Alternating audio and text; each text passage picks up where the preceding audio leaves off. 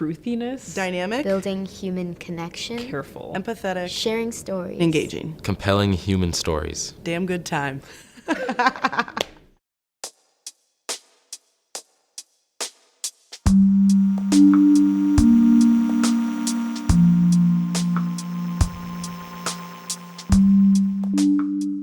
If you are someone who you really are impassioned when you're listening to people, and you feel that there is something within other people's stories that is really important to highlight and is important to hear and needs to be told, then this is a really good spot for you, because you're going to find a lot of people who also love listening to stories and who want more than anything, I think, to find a way to make those stories more accessible to the public, and to do it in a very respectful way, and in a very, like, a way that includes a lot of critical thinking, but also includes a lot of passion and emotion. You know, I was writing academic research and noting that not a lot of people were reading what I was writing. And I have a background in poetry. I actually have an MFA in poetry, and I was able to take the skills that I learned from writing poetry, attention to line, attention to language, and attention to story, and apply those skills to the things that I understood from my academic discipline. We think it's important that students study the liberal arts and are grounded in the liberal arts, but we also think it's important that students are able to take what they're learning in those classrooms and share that information with more people. When I got into that class, I felt that what I was writing about mattered. Like, I felt that I was able to write about things that I cared about. Like, I love postal things, like all things postal, and Jack was like, write a story about that. Write a story about pen pals and like stamps and all this stuff. And I was like, oh, this is really interesting, and I can make a narrative out of this. And I just think that it was an invitation to go after whatever you're passionate about, but like telling the human part of it, right? What I like about real life story is when you read a newspaper or you read an autobiography, you're not really there to see the person's experiences or know the story. So it's kind of like living the experiences on the page. That's what I love about these stories and how people are able to craft these. It's about the art of it, the art of being able to put words on the page, you know, experiences, stories, and memories on the page. And that's just an art, I think, and that's why I love these stories. I guess she was reluctant to be on camera. She was reluctant to talk or be herself. And so I think she began to understand that anyone can be a subject and anyone can be a character. It kind of pulled her out of a shell of thinking, you know, my life's not interesting, I'm not interesting. And I think especially like when she saw the final product, she realized that there's so much you can gain from everyday life, just looking at it differently. With a white picket fence, a car, 2 kids and a wife. He said there's a place out there, one that we all can share, and if you can't find your way, someone will take you there. If you can't. Yeah, so in the 21st century, it's really been an era of what we could call media convergence, where there used to be more firm boundaries around radio production, film production, and writing, but increasingly people who are interested in telling stories will be expected to be fluent across a number of digital media. So if we have students that are trained in web design, in photography, in film, in audio production, and of course in storytelling, not only as separate media, but convergent media, that's really, really important. Friends with who you can, love them without Narrative journalism, when done really well, can bring us inside other people's lives that we would otherwise not have access to.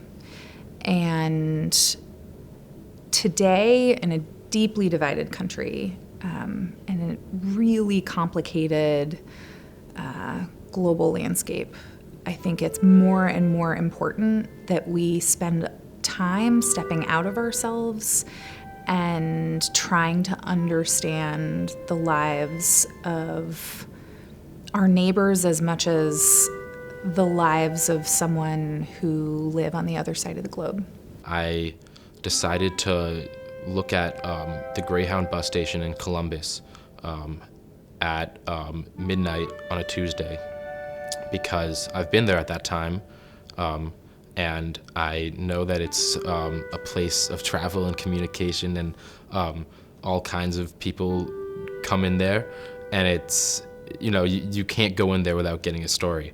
However, the challenging part was figuring out what my story was. I would say the first 5 people I approached said they didn't want anything to do with me, and like that is totally discouraging. And like it's one thing to like learn in class, like you can't let that discourage you, and then it's another thing for it to happen in real life and be like, wow, damn, like this sucks. Like I don't, like, these people really don't want, like, I can't imagine anyone who wants to talk to some college student about why they're taking the Greyhound. But eventually I got 3 really good characters, and right as I was planning on leaving, I spotted an Amish couple, and I thought, no way I can leave without talking to them, and I ended up sharing a conversation with both of them that it lasted at least 40 minutes to an hour.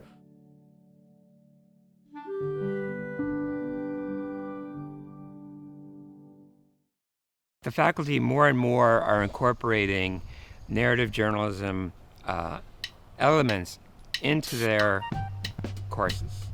So we have this podcastathon, which is this great celebration of storytelling, audio storytelling, and it includes psychology and the sciences. Getting people to understand science is remarkably important, and it's not just going to be in textbooks. So being able to tell a story in a narrative fashion that can convey information about science is remarkably useful skill for almost anyone. I grew up in a very sciencey house. Like my mom's a biochemist, my dad's an engineer.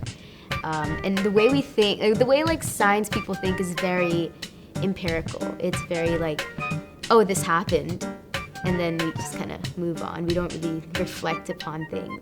But I think ever since I picked up this major, I've noticed that I've started thinking differently. I've started viewing things differently. Sometimes I'll have these experiences where I have a conversation with someone and then I think about what things about them make them so interesting. I almost look at everyone as a character. And I'm like, why are they so compelling? And I can see I can feel the way my mind is changing, the way I'm thinking is changing. We were looking at geomythology, and so sort of taking, just sort of examining how mythology can really inform geology and what we know about the Earth. The woodsman sees me and his life is gone. The fishers face me, and they soon perish. From first to last I've eaten many men. I've sinned, repeatedly, taking human lives. By examining geography, we can see that there is a real-life Sea of Death in western China, the Taklamakan Desert. Filmmaker Sean Gallagher reports that the local language translates the name as, "You can go in, but you will never come out." Was really, like I said, a very new thing, but with the podcastathon, there's so many resources available that, and people available to help and encouragement and support that it felt like it's just a very exciting adventure and something that we really just went all in for. The Grand Champion, the Buzzy Award, has been earned by Theo Botkin, Josh Blaz, Lydia Hewitt, and Sarah Hume for The Flowing.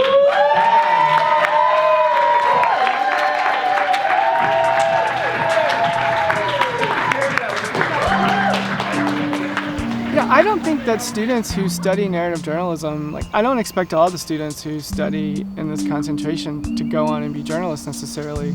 I think what you learn from studying this kind of journalism is how to be a better citizen and how to organize a big project, how to reach out and talk to people that you don't know, and how to write better, sure. But you also are learning all these other things that I think are important for just, being an engaged human being in this world.